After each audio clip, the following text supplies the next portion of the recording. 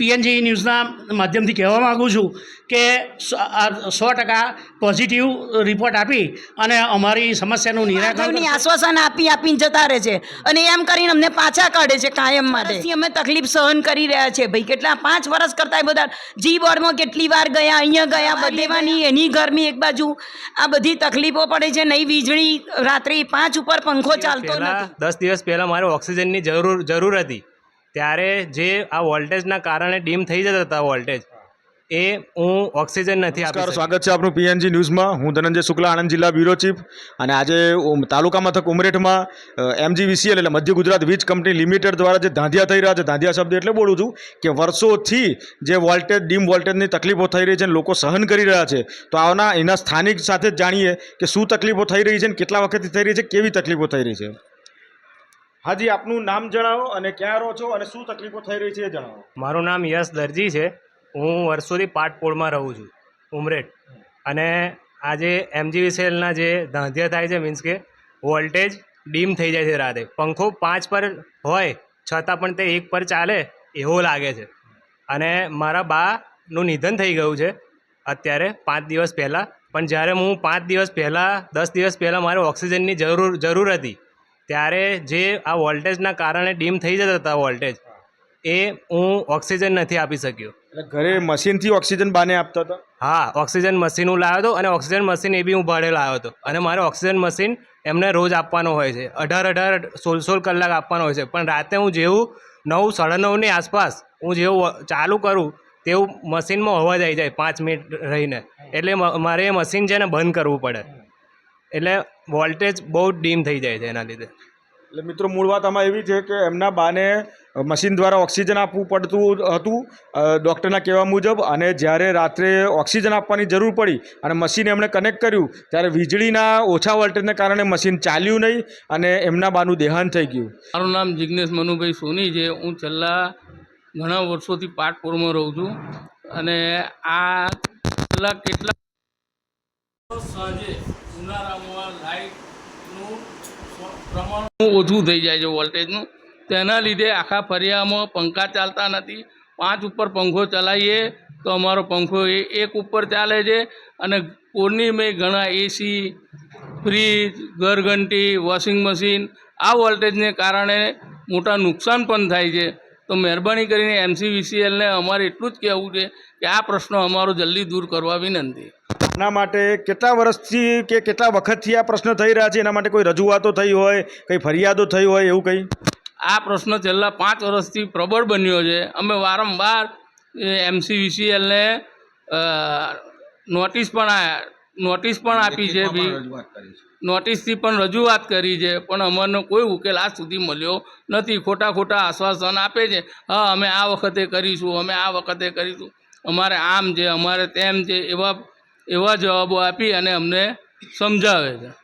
તો હજુ આ જે તમે અમારા માધ્યમથી, ન્યૂઝ મીડિયાના માધ્યમથી આજે કહેવા જઈ રહ્યા છો, અને જો આનું નિરાકરણ ના આવે તો શું કરશો? શું તમે આના આગળ અરજી કરો કે બીજે કંઈ આગળ મોટી અધિકારીને અરજી કરશો? વડોદરા શું કરવાનું વિચારી રહ્યા છો? જો અત્યારે તો અમને આશ્વાસન આપ્યું છે કે જલ્દી જેમ બને એમ જલ્દી અમે તમારો પ્રોબ્લેમ સોલ્વ કરીશું. પણ અમારી સાથે ઓછામાં ઓછા 25 થી 20 ફરિયા છે મોટા, એ બધા ભેગા થઈ અને અમે ઉગ્ર આંદોલન કરીશું. જુઓ, જોઈ શકો છો તમે કે 5 વર્ષથી જે લોકો સહન કરી રહ્યા છે અને હવે થાક્યા છે, ઠાલા આશ્વાસનોથી થાક્યા છે. અને રાત્રે ઉજાગરા, કોઈના ઘરમાં દેહાંત થઈ જાય છે, લોકોના વીજ ઉપકરણો બળી જાય છે અને જાનહાનિ થાય તો જવાબદારી કોની? અને કંટાળીને લોકો હવે ઉગ્ર આંદોલનના માર્ગે જવાનું કહી રહ્યા છે. આવો બહેનો સાથે. જી, મારું નામ દેવાંગભાઈ પટેલ છે. એ લોકોને વારંવાર અમે રજૂઆત કરી કે DP તમે અમને મૂકી આપો. અમે એમને જગ્યા પણ બતાવી છે, તો પણ એ લોકો બોનો કાઢે છે કે અમારે લાંબો વાયર થાય અને બધું એવી રીતે અમને સમજાવી અને અમે જગ્યા બતાવી તોય પણ એ લોકો નિરાકરણ લાવતા નથી. આ પણ એક પ્રશ્ન જ છે. એટલે DP માટે? હા, DP માટે. અમારી પોરની બહાર અમે સરસ એવી જગ્યા પર કોઈને નડે એવું નથી, તો એ લોકોએ અમને હજુ અવગણા જ કરે છે. એના માટે પણ અમે આ સાહેબને વિનંતી કરીએ છીએ. તો મિત્રો આ પણ સમજવાની વસ્તુ છે કે ડીપીની જો જગ્યા નહીં ને ડીપી માટે જગ્યા જો અહીંના સ્થાનિક લોકો એમને સૂચવતા હોય તો ત્યાં એમને લાંબા વાયર નાખવા પડે, ટૂંકા વાયર નાખવા પડે. અરે તમે લોકો પાસેથી લો છો, જે મહિને બિલ થતું હોય તે લો છો, મેન્ટેનન્સ ચાર્જ લો છો, તો એ વાયરો તમારે નાખવા પડે. તમે નહીં નાખો તો કોણ નાખશે? લોકો પછતાય નહીં કે જીઈબીમાંથી MGVCL જે લિમિટેડ કંપની થઈ અને પછી સુવિધા સારી મળવાને લીધે ખોડવાઈ રહી છે, તો લોકો પછતાઈ રહ્યા છે એવું લાગી રહ્યું છે. આવો એના સ્થાનિક બહેનો સાથે વાત કરીએ કે એમને શું તકલીફ પડી રહી છે. હાજી બેન, આપનું નામ જણાવો, પરિચય જણાવો, ક્યાં રહો છો અને શું તકલીફ પડી રહી છે એ જણાવો. મારું નામ હેમુબેન દવે છે. હું પાટમાં રહું છું. આ કેટલાય વખતથી 5 વર્ષથી કહીએ એથી પણ વધારે ઘણા વખતથી એટલી બધી લાઇટોની તકલીફ પડી રહી છે કે ઘણા માણસો પણ ઘરમાં રહી નથી શકતા. એમને કેવી રીતે ઘરમાં રાખવા એ પણ મારા ઘરવાળાને પણ એટલી બધી તકલીફ છે, તે રાત્રે પણ નથી સૂઈ શકતા. તો દવા લેવાની એની ગરમી એક બાજુ, આ બધી તકલીફો પડે છે. નહીં વીજળી, રાત્રે 5 ઉપર પંખો ચાલતો નથી, 1 ઉપર પંખો ચાલે છે. બધા છોકરા, નાના નાના બાળકો રાત્રે સુવાડવા કેવી રીતે? અગાસીમાં ધાબે ઉપર જઈને સૂઈએ, ધાબા ઉપર નર્યું તપે, અમે સૂઈએ કઈ ભાઈ? સાચી વાત છે. કેટલા વખતથી આ તકલીફ સહન કરી રહ્યા છો આપ? 5 વર્ષથી અમે તકલીફ સહન કરી રહ્યા છે ભાઈ. કેટલા 5 વર્ષ કરતાં બધા જી બોર્ડમાં કેટલી વાર ગયા, અહીંયા ગયા, બધે ગયા, છેક અહીંયા આવીને અમને આ જગ્યા બતાવો, આ જગ્યા બતાવો, અહીં તો અહીં થઈ જશે, અહીં થઈ જશે, એકે વાર થયું નહીં. આશ્વાસન આપીને જતા રહે છે અને એમ કરીને અમને પાછા કાઢે છે કાયમ માટે. થઈ જશે એવું કર્યા કરે છે, પણ એકે જગ્યાનો નિવેડો લાવતા નથી. એટલે 5 વર્ષથી કેવળ આશ્વાસન ઉપર લોકોને પાછા કાઢી રહ્યા છે, પણ કોઈનું નિરાકરણ કરવા તૈયાર નથી એ લોકો. અને લાઇટો જતી રહે તો લાઇટ બિલ તરત કાપી જઈશું કરવા તરત હાજર થઈ જાય છે. અને એ લાઇટોની તો તકલીફ કેટલી આપે છે એ નથી વિચારતા. તમે લોકો જ અમારે ઘરે આવીને સૂઈ જાઓ તો તમને ખબર પડે નાના બાળકોને લઈને કે અહીંયા કેવી રીતે સૂવાય છે, એ લોકો કેવી રીતે સૂઈ શકે છે. તમે સાહેબો જ અહીં આવો તો તમને ખબર પડે.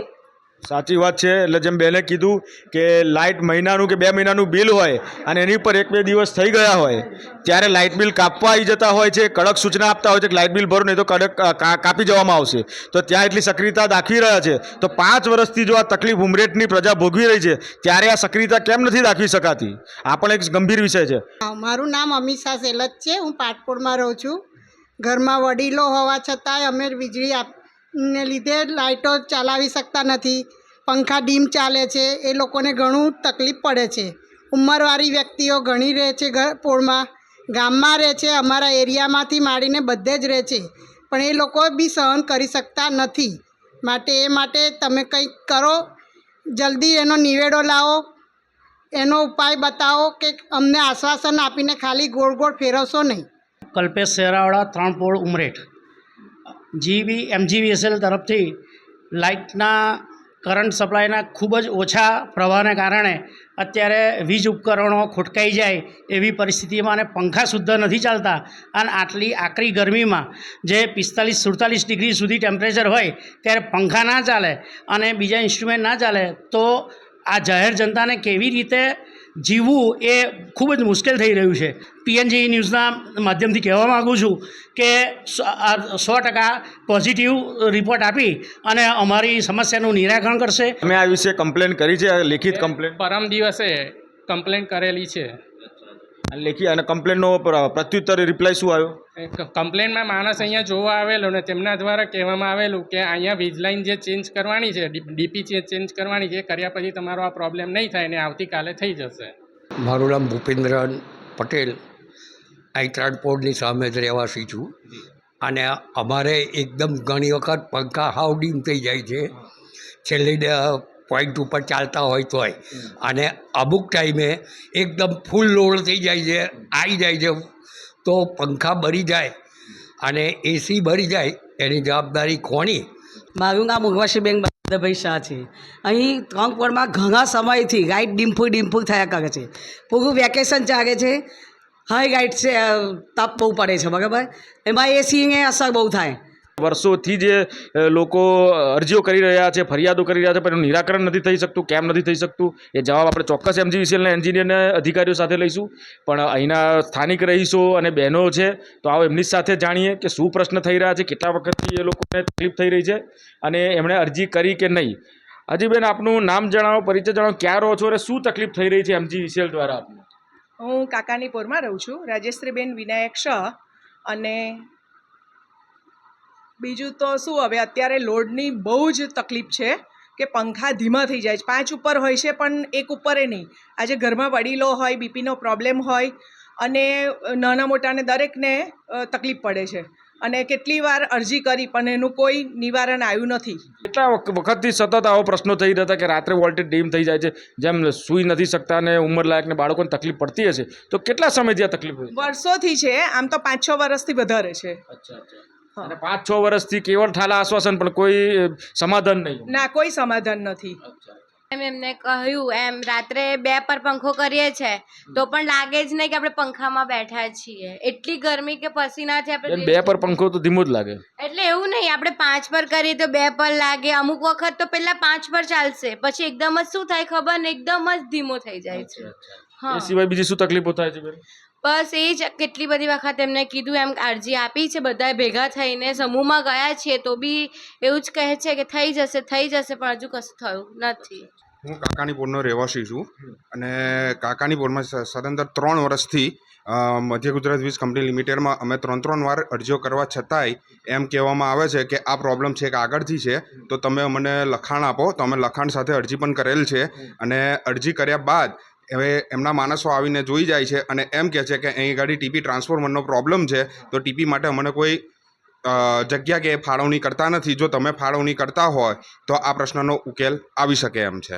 પણ આવો એ કહે છે કે ડીપીની ફાળવણી, ડીપીની જગ્યાને કારણે પ્રશ્ન. હા, પ્રશ્ન એના લીધે છે અને એના માટે અમને કોઈ જગ્યા મળતી નથી. તો ઉપરથી એ આપણને કહે છે કે તમે મને જગ્યાની ફાળવણી કરાવી આપો. હવે આ જગ્યાની ફાળવણીને એ તો ઉમરેઠ નગરપાલિકાના હસ્તક થ્રુ આવે છે, બરાબર છે.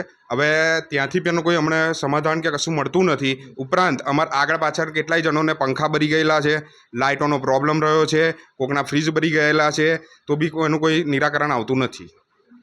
તો જુઓ દર્શકો, જોઈ શકો છો તમે લોકોના મોડે જ, સ્થાનિક રહીશોના મોડે, કે જ્યારે MGVCL વર્ષોથી કે ઠાલા આશ્વાસન મળી રહ્યા છે અને MGVCL એટલે મધ્ય ગુજરાત વીજ કંપની લિમિટેડવાળા આ લોકોને એવું કહે છે, એના સ્થાનિક લોકોને એવું કહે છે કે ડીપી ટ્રાન્સફોર્મર ઊભું કરવા માટે જગ્યા મળતી નથી. જગ્યા કોઈ આપશે કે તમારા દ્વારા તે મળે તો અમે ડીપી ઊભું કરીએ. હવે મિત્રો, ડીપી ઊભી કરવી, એની જગ્યાની વ્યવસ્થા કરવી એ કંઈ લોકોનો તો પ્રશ્ન છે નહીં, એ કંઈ લોકોની જવાબદારી છે નહીં. ઉમરેઠ નગરપાલિકાની જવાબદારી હોય જગ્યા આપવાની અને MGVCLની જવાબદારી હોય, પણ છતાં 5 વર્ષથી આ ધાંધિયા થઈ રહ્યા છે. તો ચોક્કસ આપણે વીજ કંપની લિમિટેડના અધિકારીઓ સાથે જવાબ માગીશું, એન્જિનિયર જો જવાબ માગીશું.